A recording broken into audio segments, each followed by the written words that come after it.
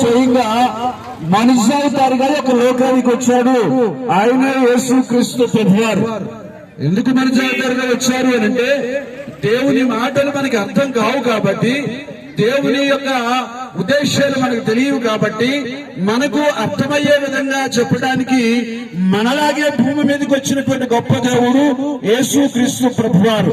వచ్చినటువంటి ఆయన ఏం చేశాడు అంటే, పాపము లేకుండా పుట్టాడు, పాపము లేకుండా పెరిగాడు, పాపము లేకుండానే జీవించాడు, పాపము లేకుండానే చనిపోయాడు. అంత గొప్ప దేవుడు యేసు క్రీస్తు ప్రభువారు. మీరు అనుకోవచ్చు, ఎందుకు పుట్టాలి, ఎందుకు చచ్చిపోవాలని మీరు అనుకోవచ్చు.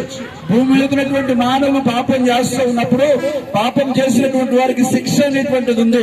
ఆ శిక్ష అనేటువంటిది అనుభవించకుండా, అనగా మానవులు శిక్ష అనుభవించకుండా ఉండడం కోసం ఈ మానవుల పట్ల దేవుడే ప్రేమ కలిగి ఉండి, దేవుడే ప్రేమ చూపించి, మానవులను ఆయన ప్రేమించినటువంటి విధమును బట్టి ఆయన ప్రేమ మనకి తెలియచేయటం కొరకు, ఆయన మనలను శిక్ష నుంచి తప్పించడం కొరకు తన కుమారుడైనటువంటి యేసు క్రీస్తు ప్రభువారిని మనుషులకి ఒక లోకానికి పంపించినప్పుడు, ఆయన వచ్చి మన పాపములను కడిగి వేయడానికి రక్తాన్ని చిందించాడు.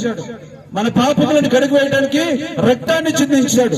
ఒక పరిశుద్ధుని యొక్క రక్తం ద్వారా మనుషుల యొక్క పాపములకు క్షమాపణ ఉంది అని గ్రంథాలు వేదాలు చెప్తున్న ప్రకారంగా ఆయన వచ్చాడు, పరిశుద్ధుడిగా ఉన్నాడు, పరిశుద్ధుడిగా జీవించాడు. ఆ పరిశుద్ధమైనటువంటి రక్తాన్ని ఆయన కార్చాడు. ఆ రక్తం చేత కడగబడినటువంటి ప్రతి మానవుడు స్వస్థత పొందాడు. అంతేకాకుండా నీతి మార్గంలో నడుస్తూ ఉన్నాడు.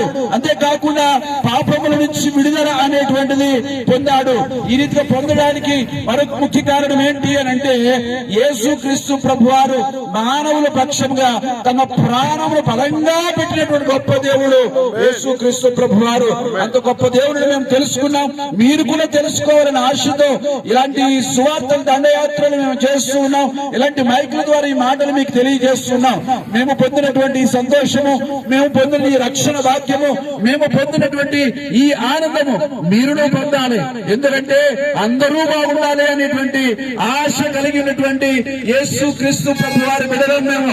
అందరూ బాగుండాలి, అందరినీ ప్రేమించాలనేటువంటి గొప్ప ఆలోచన యేసు క్రీస్తు ప్రభువారు మాకు నేర్పించారు. కాబట్టి మాకు నేర్పించినటువంటి ఆ ప్రేమ, మాకు నేర్పించినటువంటి ఆ నీతి, న్యాయము, సమాధానం అన్ని కూడా మీకు కూడా తెలియజెప్పాలని ఈ మాటలు తెలియజేస్తున్నాం. ఈ మాటలను బట్టి మేము నమ్మిన యేసు క్రీస్తు ప్రభువారు, మేము ఆరాధిస్తున్న యేసు క్రీస్తు ప్రభువారు మిమ్మల్ని, మీ కుటుంబాలను, మీరు చేస్తున్న వ్యాపారము, వ్యవసాయము, చేతి పని, కూలి పని, పాడి పంటలు ఏదైనా కూడా బహుగా దీవించి ఆశీర్వదించును గాక. క్రీస్తు మహారాజ్ కే